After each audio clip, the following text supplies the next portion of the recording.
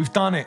We've made it through another week. It's time to put the kettle on and talk about the books that we've been reading. It's time for a weekly recap. Hey everyone, I hope you've had a good week and that you've been reading some good books. This week, my reading has been, in a sense, a little bit disappointing, but I think there is room for redemption because I'm about halfway through reading a book which has the potential to, I think it has strong potential to be on the top 10 list. And in this video, I'm going to be talking about what I'm currently reading, what I just got finished reading, and what I'm looking forward to reading in the upcoming week. And I'll tell you about the book battles that we've had on the Discord and how they played out. I'll also talk about the 5 choices that the PBJ Book Club can choose from for the read-along in July. So yeah, we're already thinking about July, you know. We've always got to be thinking about what we're going to read next. So it's a bit of an addiction we got going on. And then I'll tell you about what I've been watching and update the top 10 watch list for 2025 to see if any of the movies or the TV shows that I've watched this week make the list. I've been watching a lot of pretty interesting stuff, and so I think there's going to be a bit of movement on the old top 10 list for the watch list. But this is a book channel first and foremost, so let's talk about what I've been reading this week. The first thing I've been reading is The Devils by Joe Abercrombie. So I'm very early on in this book. This is the choice that the PBJ Book Club picked for June, and so we're all reading it together as a group. We had a little bit of a mix-up at the start. Well, I say a mix-up. It's my fault, really. I didn't give people enough of a chance between announcing what book had won and then having the first discussion. Right, so I said, all right, what we'll do, we'll push the first discussion forward. So we're going to be talking about the first third of the book on like Friday the 13th. Ooh, spooky. That's just going to give people hopefully enough time to be able to buy the book, get the book, you know, read the book. Sniff the book. I'm only about 10% into this book right now, so I can't say too much, but if you've watched any of my videos before, you probably already know that I'm a big Joe Abercrombie fan, and I hate to be predictable, but yeah, I'm really enjoying this one. It's got a very different vibe, I think, to The First Law. Obviously, the writing style is the same, and that trademark deadpan humor is still there from Joe Abercrombie, but this one does feel a little bit different. It almost reads like Joe Abercrombie was writing it with a film adaptation in mind, you know? And funnily enough, it was just announced the other day, like a couple of days ago, that James Cameron has the rights to make it into a movie. So, yeah, man, look, the plan came together, I think. I can't really say too much about this book right now because, you know, like I say, I'm 10% into it. And also, I want to save most of my thoughts for the book club and the discussion that we'll be having on the coming Friday. But so far, strong start, and it's not too late to join the book club if you want to read this with us. All of the links and everything is in the description below. The book that I'm also reading, and I'm a bit further along in this book, is Annihilation by Jeff Vandermeer. This is about a group of female scientists who are sent into this like strange and shifting wilderness known as Area X. And there's this kind of like eerie phenomena that blurs the line between known science and just otherworldly horror. I'm about halfway through this book and it's good, man. It's good. This book feels a little bit like a mixture between Roadside Picnic by the Strugatsky brothers and House of Leaves by Mark Z. Danielewski. I love both of those books. Similar to Roadside Picnic, it kind of like throws you in at the deep end and you feel as though you're already in the middle of the story, and then the story kind of slowly starts to build out from the middle. right? So yeah, it's not all in chronological order. You know, we do get sort of like flashbacks that fill in the gaps of this world. The whole scenario is just so eerie and suspenseful. There's this strange kind of almost psychological heaviness to it.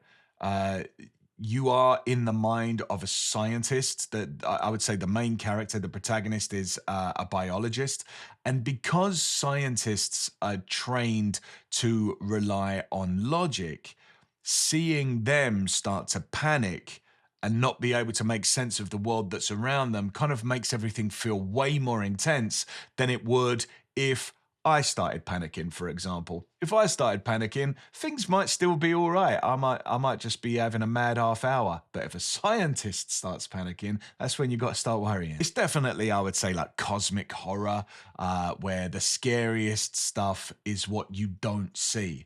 And I don't know if it's going to be the case by the time I reach the end of the book, but right now, it's working, man.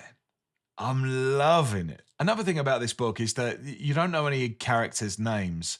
Everyone is referred to as their specialties. So rather than, Jennifer or Lauren or anything like that, you've got the biologist, the surveyor, the anthropologist, the psychologist. And like I said, it is told from the biologist's perspective. But right now, the psychologist is the one that I'm most intrigued by. She's so mysterious. Every time I look at the book, I just want to pick it up, and I keep sneaking little reading sessions in whenever I get a free like couple of minutes.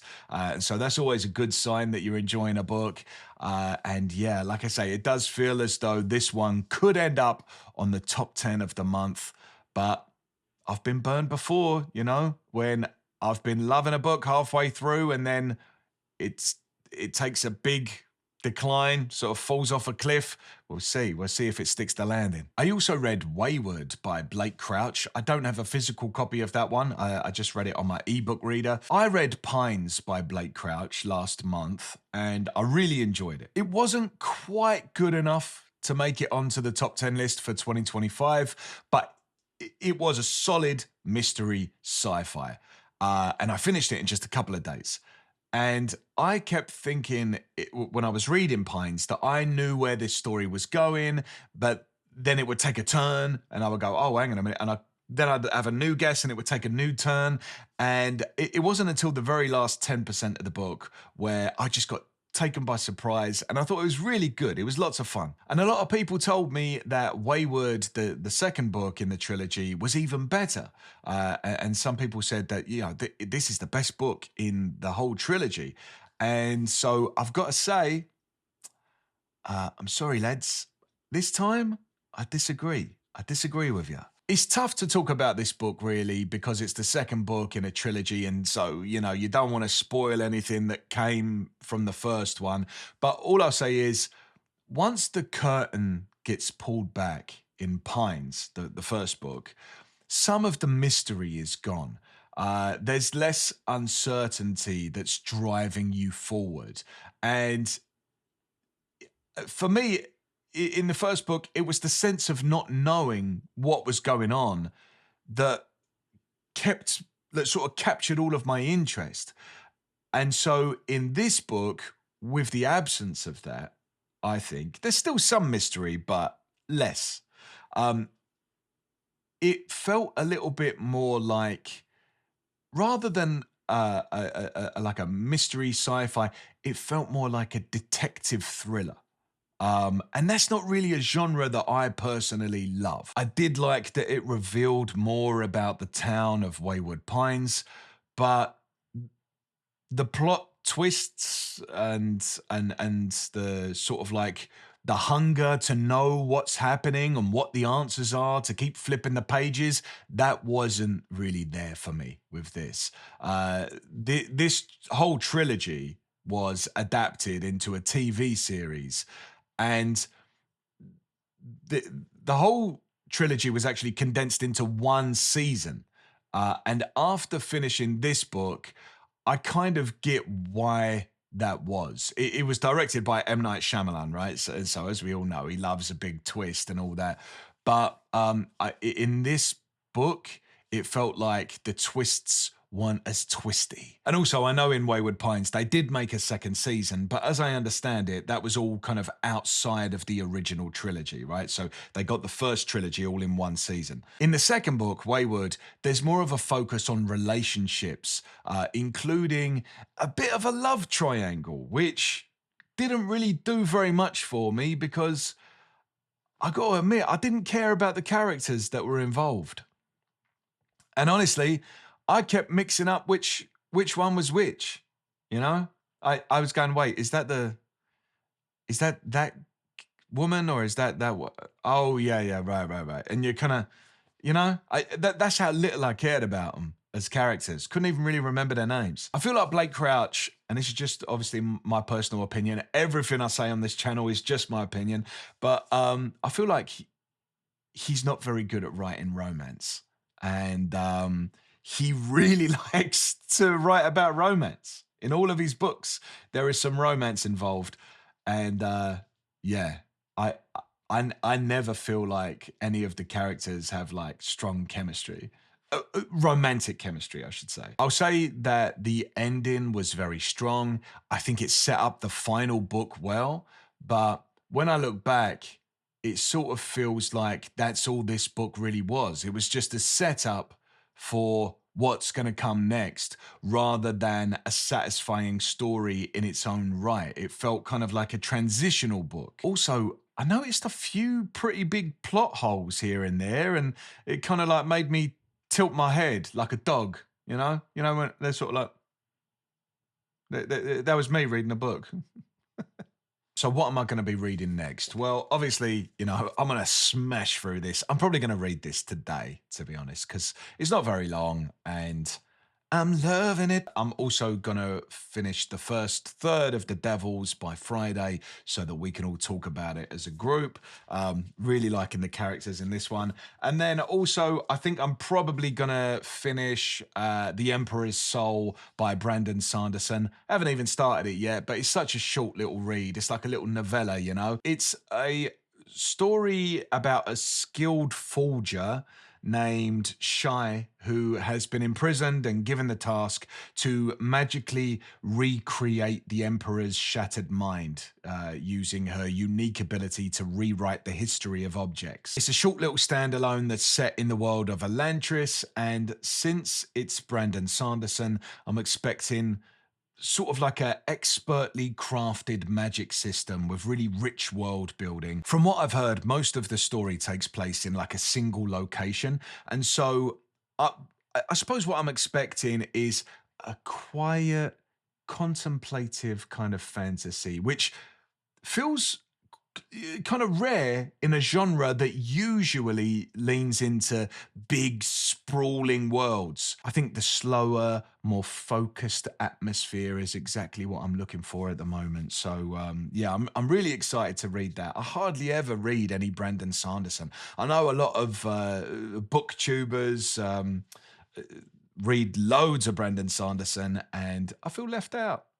I feel like I'm missing out. So let's talk about what I've been watching. I watched so many things since we last did one of these weekly updates. I had my 40th birthday, and so because it kind of like coincided with a public holiday, I took off like a few days from work. And so I just had a few days to catch up on some movies that I wanted to watch and some TV shows and stuff like that. And so, yeah, we're going to be updating the top 10 list after this. I finished Black Mirror. So Black Mirror is one of my favorite shows of all time. But I feel like over the last few seasons, it has lost its way a little bit. Like Black Mirror in the first few seasons was all about the dangers of technology, but I think more importantly, how it could shape society in dangerous ways. And it was every episode kind of almost felt like a cautionary tale. It was sort of like a techie Twilight Zone. The last few seasons, I feel like they've leaned more into the cool sci-fi stuff and some of the more recent episodes felt like action movies, and the messaging maybe was a little bit shallow, very little meaning to the episode, like robot dogs chasing people around in the wilderness. Not very interesting to me. This season, however, I thought had a couple of episodes that really brought back that classic Black Mirror feel, especially the very first episode called Common People. Oh, wow, man. This is maybe one of my top 5 Black Mirror episodes of all time. I also really loved Eulogy with Paul Giamatti. That was a really nice episode, I thought. So yeah, it feels like Black Mirror is making a bit of a comeback. Hopefully it continues to move in this direction. Also watched a movie that came out a couple of years ago, but it was very popular at the time, Poor Things with Emma Stone. Man, this film is one of the most mental things I've ever seen. I don't think I've seen another film like this in a long time. It, yeah, it's madness. One of the common complaints that you hear about movies these days is that, oh, everything's a remake. Nothing's original. And this was definitely original. Poor Things is about Bella Baxter. She is a woman that's been brought back to life by an unorthodox scientist who I suppose is quite similar to Frankenstein in some ways. I know I said it was really original, right, just about 5 seconds ago, but you can tell there's a little bit of inspiration from Frankenstein. That's all right. That's 200 years old. You know what I mean? We're allowed to have a little bit of inspiration from the past. Bella Baxter embarks on this sort of strange and liberating journey of rediscovering the world after being brought back to life, and also sort of rediscovering herself. It's not heartwarming. It may be a little bit, but it's not. Don't go into this thinking it's going to be heartwarming. First off, the visuals in this film are wacky and wild. If you haven't seen it, the setting is a bit sort of tricky to pin down, but it's like an alternative version of Victorian London, but you've got these massive airships that are floating through the sky. So there's like a definite steampunk kind of a vibe, but instead of the usual like gritty tones and everything's greasy, everything is bright and vibrant. It sort of feels like a kid's just coloured everything in with crayons. And it's really strange. Actually, it starts off black and white, but progressively the color starts to come in. I suppose that's symbolic of the vibrancy of Bella Baxter's internal world. Oh yeah, just realised that. Yeah, it's really a surreal film. The standout of the film is obviously Emma Stone. She, I think, is really brave in this role because she's fully committed to it and she just doesn't hold anything back. If I was, obviously I'm not an actor or anything, but if I was given a role like this and say I'm acting in a movie, I think I'd be nervous that it was a career ender, because she's going mental. And I would be thinking, what if everyone thinks that this is the most stupid thing they've ever seen? But she won an Academy Award for Best Actress for it. So, and honestly, I think it was well deserved. It's a really tricky role. Yeah, like I say, it could have come off as so ridiculous if it was overdone, but she nailed it. I think the film also, when it first came out a couple of years ago, was pretty controversial. I know it's not going to be for everyone. There's a lot of graphic violence and there is explicit sexual content that for certain reasons, and I don't want to give any spoilers about Bella herself, but it's sort of like hard to watch at some points, really. It was definitely an uncomfortable watch. Probably the film I would least like to watch with my parents in the room, but also easily the most unique thing that I've seen this year. So yeah, I enjoyed it, but I was like this the whole time. I also watched The Brutalist, which won the Academy Award this year for Best Picture. And not for me. Not for me, unfortunately. Listen, I really like the first half of the film. It's about a Jewish Hungarian immigrant who comes to America to rebuild his life as an architect. He's like really a genius architect back in Hungary, but he's a little bit underappreciated when he first arrives, right? It's like a typical kind of immigrant story. And I like seeing people who are just amazing at what they do. That's one thing that I love to see in films, or I love to read in books, when someone is just the best at what they do. It's really satisfying. But this film just, it wasn't for me. It's 3.5 hours long. There's an intermission in the middle of it. And apparently when this was first released in the cinema, the intermission was like 20 minutes long. So you really could go get some popcorn, go to the bathroom and stuff like that. I don't know, maybe that would be nice, for such a long film. But yeah, even at home on streaming, there was an intermission, kind of strange. And I just didn't really care much about the characters in the second half. It dragged too much. Yeah, it started to become a little bit melodramatic, a little bit like, what's going on? What? Why? It's beautiful to look at, though. It's like the whole time you could pause it at any moment. It's one of those films where you could just hit pause at any moment and you go, yeah, I'd like to have that on my wall, Like every shot is beautiful.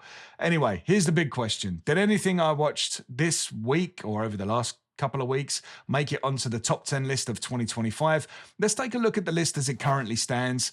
And as you can see, before we add anything that I've recently watched, we've got Companion in the number 10 spot, Heretic, then Severance, A Real Pain, Anora, Warfare, White Lotus, Conclave, Sinners, and the best thing I've watched so far this year is Adolescence. And so does anything that I've watched recently make it onto the top 10 list?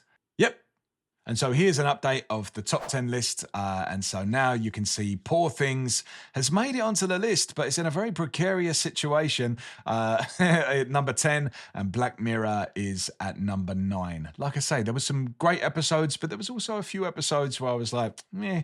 So yeah, just about makes it onto the top 10 list halfway through the year. So for channel updates, this morning I have released the selection that the PBJ book club members can choose from for us to read along together in July, and so everyone can vote on that. I'll be leaving it up for about 10 days so that people can vote, but they also have enough time in between the winner being announced and being able to get the book. But these are the books that you can choose from.